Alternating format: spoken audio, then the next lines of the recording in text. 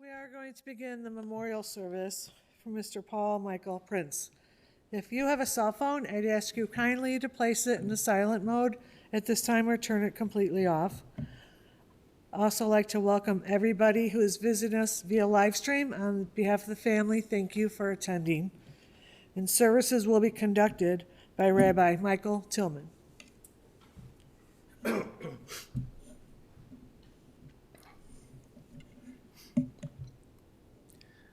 A long time ago, more than 25 years ago, when I was still a young man studying at the rabbinical school, I had a professor of history.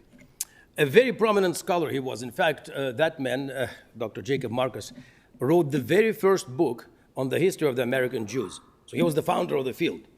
He was very old. He lived to be almost 100, fell a couple of weeks short. I was the last class that he taught. He was 98 and a half. But very bright, very, very sharp. So one time, we were talking about funerals, one of the sessions, one of the classes. And Dr. Marcus told me something that astonished me at the time. I was almost shocked to hear what he said. This is what he told me. He was from West Virginia, so he had this peculiar accent. He said, "Michael, y'all better believe it. 5 minutes got to be enough to say everything important about anybody." I was young. Like many young people, I perceived death rather dramatically. But when I started working as a rabbi, I realized that the old man knew what he was talking about. So 5 years later, I was here in Skokie, sitting with the family, really like across the street here. They lost their father, 2 sons, and I quoted my teacher. One of the sons told me, "Rabbi, but this is so sad." I said, "What's so sad?" The whole life in 5 minutes. And I told him without thinking, I didn't even know, it just came out by itself. I said, "What good is a book if you cannot tell me in 5 minutes what the book is about?" Either it's a bad book or you're a bad reader. Life is a book. Like any book, it has the beginning. Like any book, it has the ending. And inside that book, we have everything. We have good things, fun things. We have things that will cause us to cry because it's life. And when we gather together to honor people whom we love but whom we lost, it's not only about the pain of loss. It is about that. We're here to support you, my dear friends, to support the family. But it's also, more importantly, about Paul's book, the book that he is leaving for us as his legacy. And I think that is not a reason for sadness. And there's a reason for pride. I mean, it was joy because he was a good man.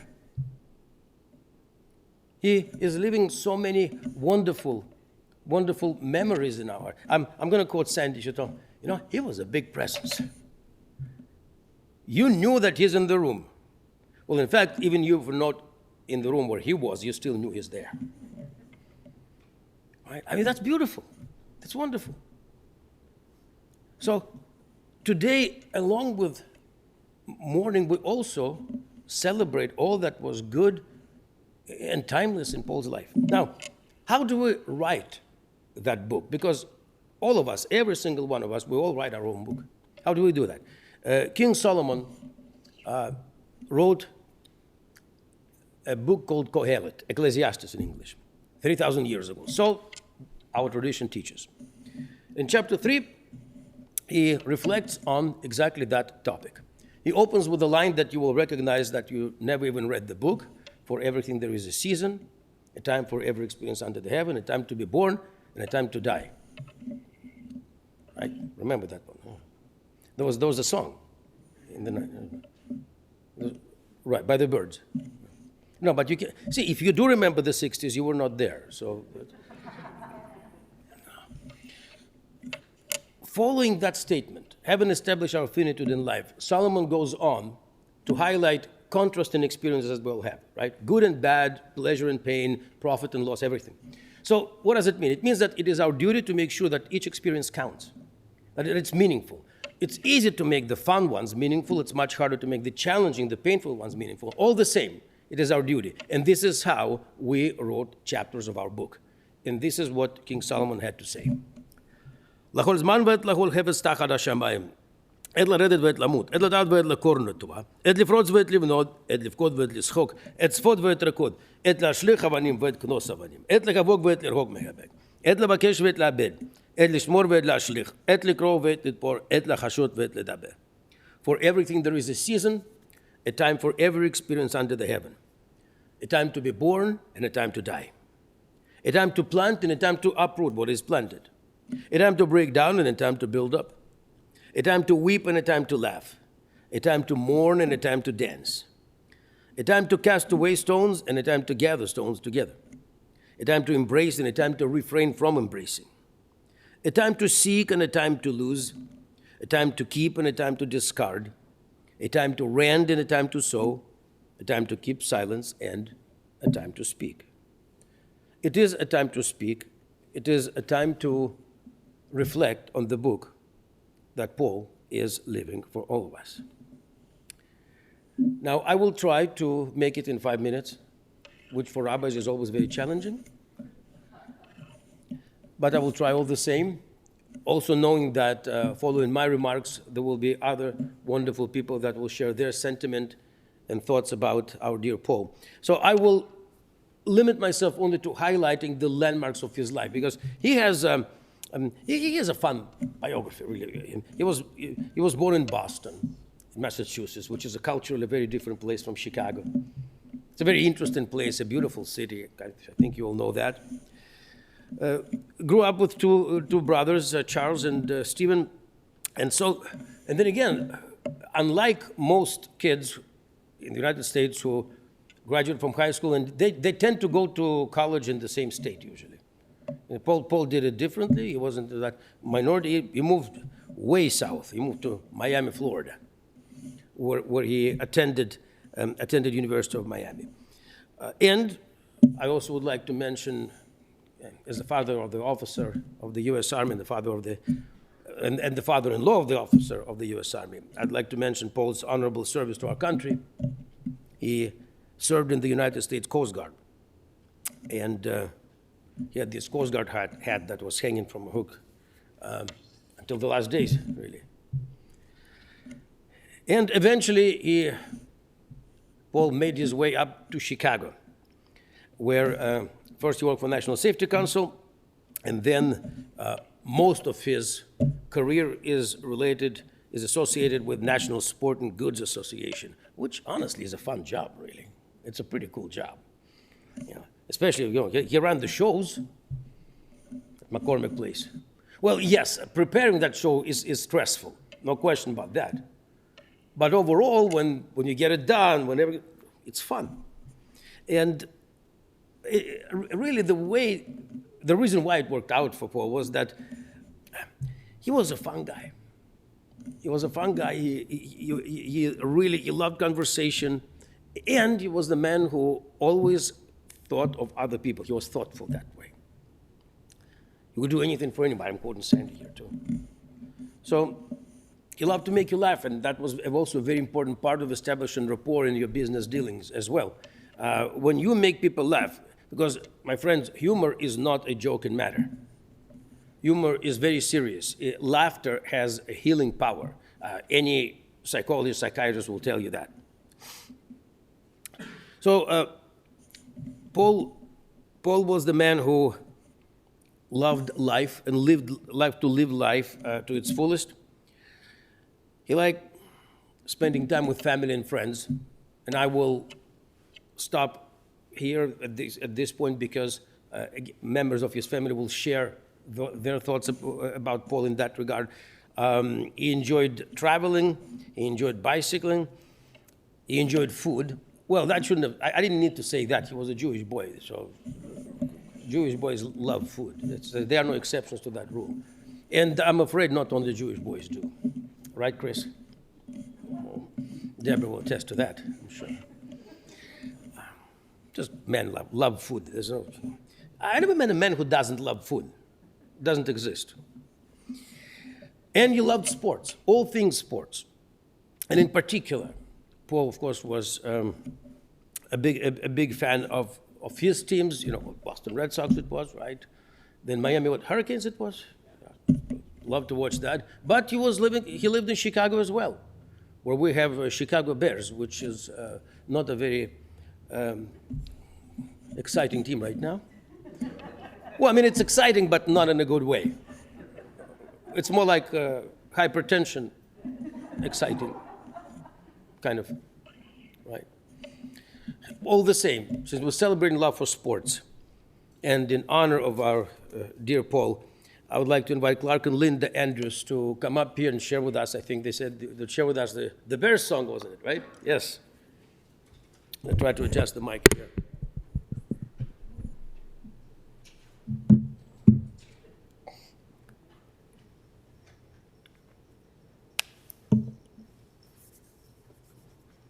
Just bring it back here because I adjusted the mic lower. Thank you.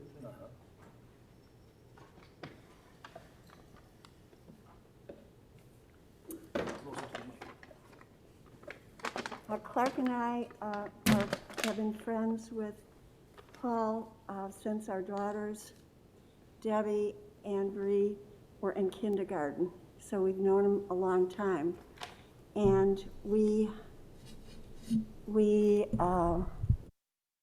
shared many Super Bowl parties with them. And in honor of that, we wanted to sing a little song.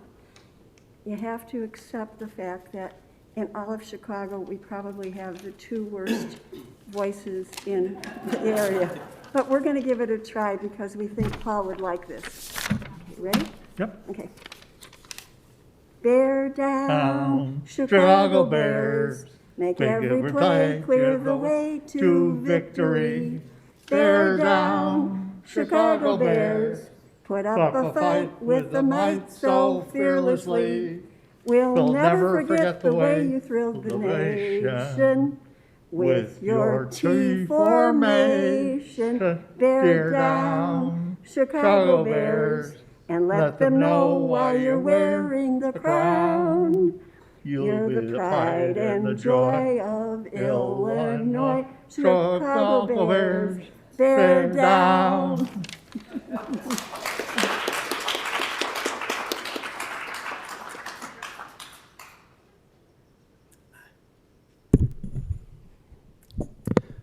Thank you. It reminded me of good old days when they actually did win a few games. Well, again, listen, eventually they'll get back to it. Eventually. It's the question when. Are we going to live to see that? Next, I would like to invite Chris, Paul's son-in-law, to share with us his thoughts and sentiment about this wonderful man.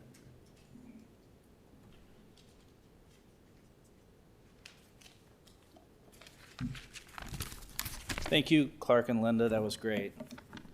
My name's Chris Capola, husband of Paul's daughter, Deborah. We have two children, Anthony and Callie, and those are Paul's only grandchildren.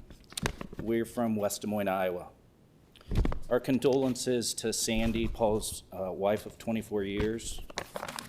Also to Sandy's children, Ben and Kelly, and Ben's wife, Manya.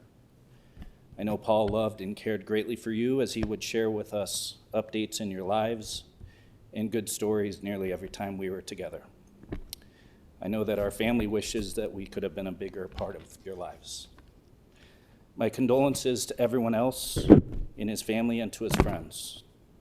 So I may repeat a little bit of what the rabbi said, but I repeated what you wrote. Paul Prince, what a kind and generous man. Born in Boston to Benjamin and Rhoda Prince, two brothers, Charles and Stephen. Graduate of University of Miami in Florida, always wearing his Miami Hurricanes hats, shirts, and other attire. It was in Miami that he met his lifelong friends, Barry and Barth Goldberg. Paul honorably served as a member of the United States Coast Guard.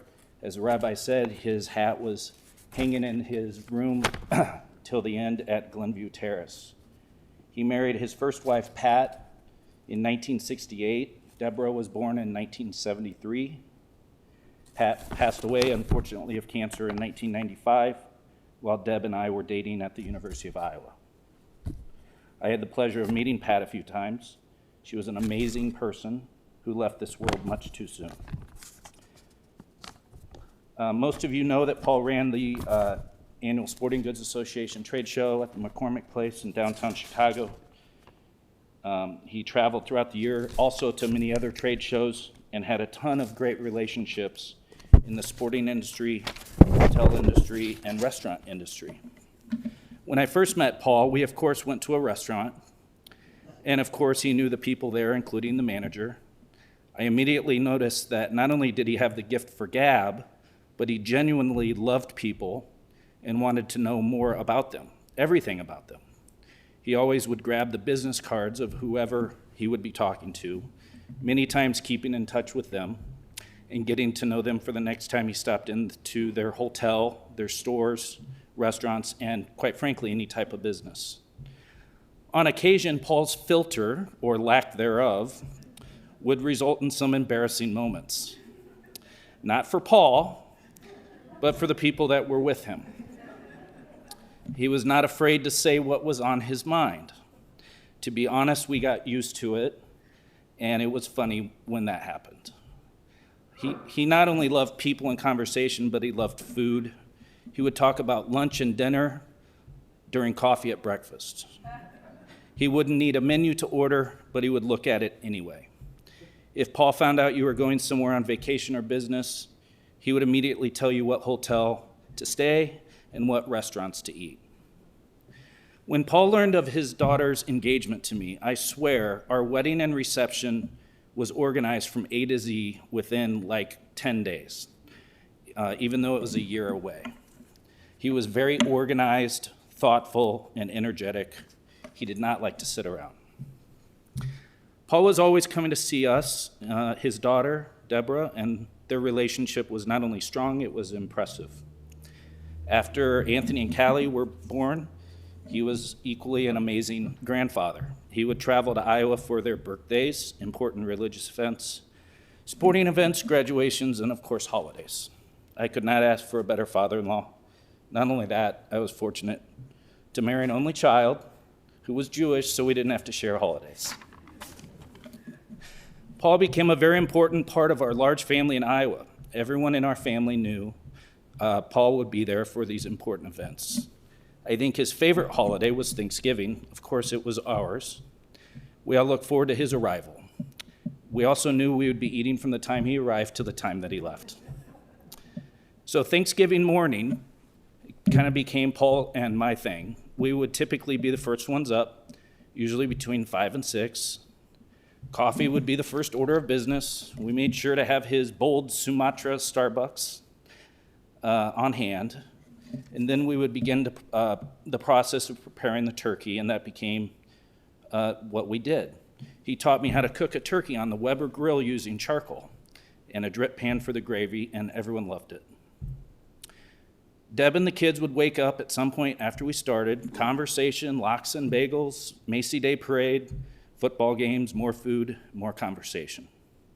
Then we would celebrate Black Friday the next day. He loved to shop and go to Costco. Then it was time to get the Christmas tree up and celebrate our family Christmas early. He loved to bike, go to the gym, the Tour de France, Sports Illustrated, and he also became a huge fan of 16-inch recreational softball, which is big here in Chicago. Our family and close friends had a very competitive 16-inch softball team back in Iowa. And we ended up getting invited to tournaments in Chicago, which was great, and Paul loved it.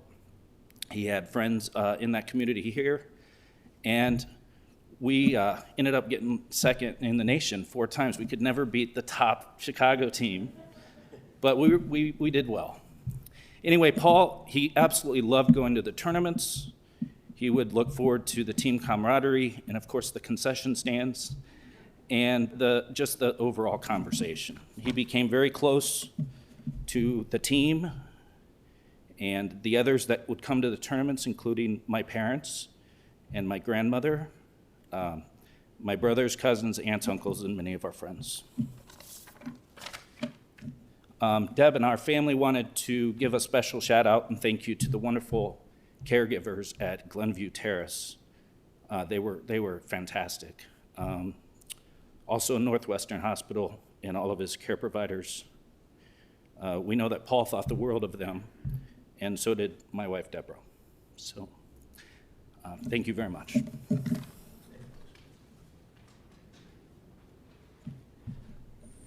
And at this time, I would like to invite Sandy to share her thoughts about Paul.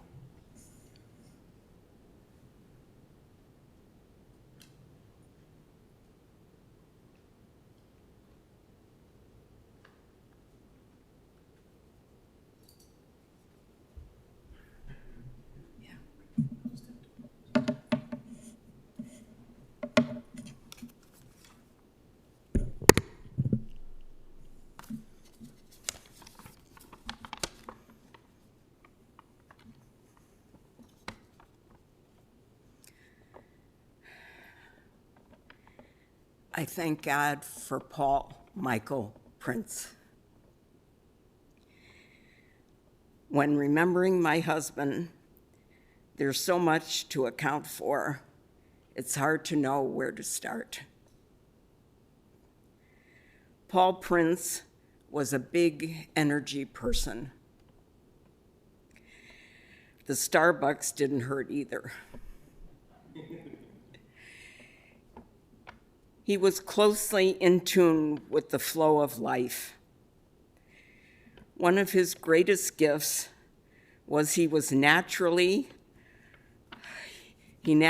understood how to thrive in social situations and keep things moving in a positive direction.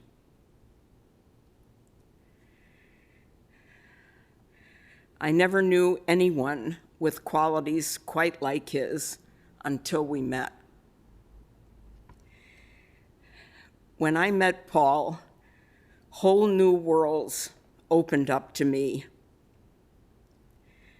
One of the best decisions I ever made was saying yes to all that is Paul. He was a bright spot.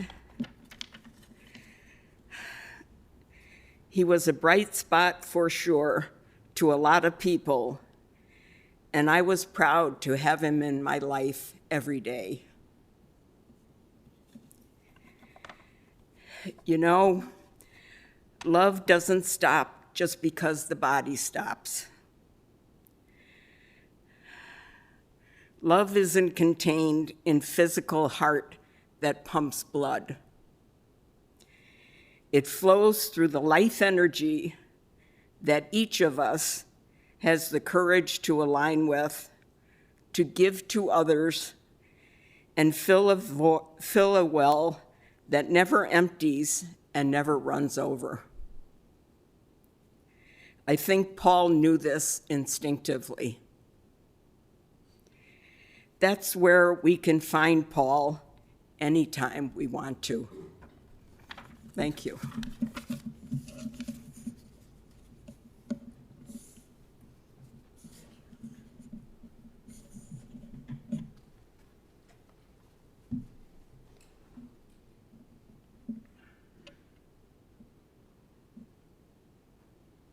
Thank you, Sandy.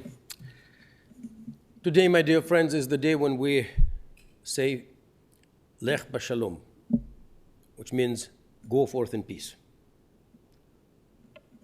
His time has come, and God has summoned Paul. But we also know that the angels in heaven are greeting you with the words, Boi v'Shalom, enter here in peace. The Almighty One will receive your soul with love and compassion. And here on earth, Paul will always continue to live in our hearts, our minds, and most importantly, our good deeds. So may Paul's memory be a blessing upon all of us. Let us honor Paul's memory with a moment of silence. Please rise, and the memorial prayers will follow.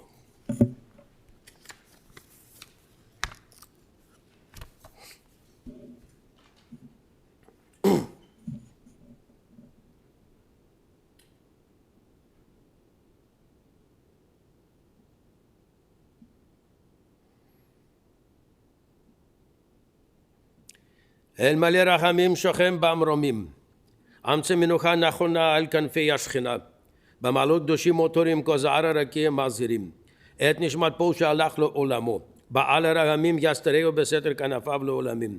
וצור בצור החי מת נשמתו, אדוני הוא נחלתו, וינוח בשלום על משכבו, ונאמר אמן.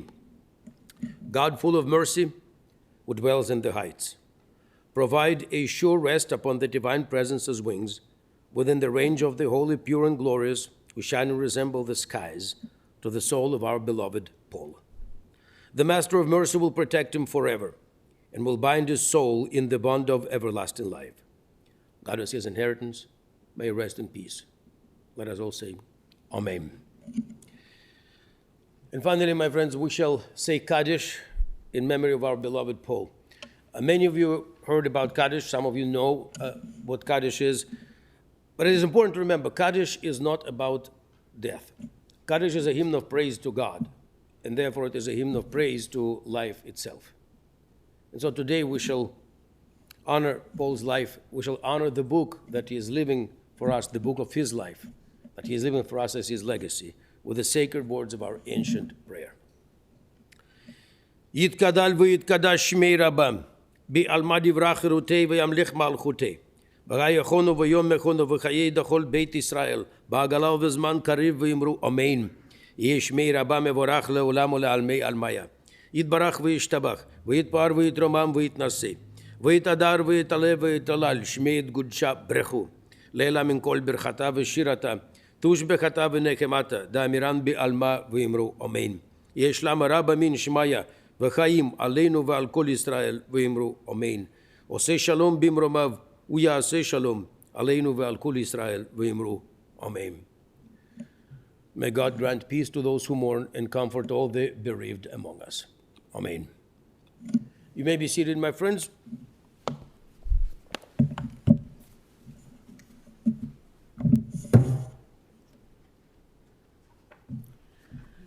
This does conclude the memorial service here at the chapel. I'd like to offer friends who weren't able to see the family before the service started, you're welcome to come forward now. This does conclude the service. Thank you.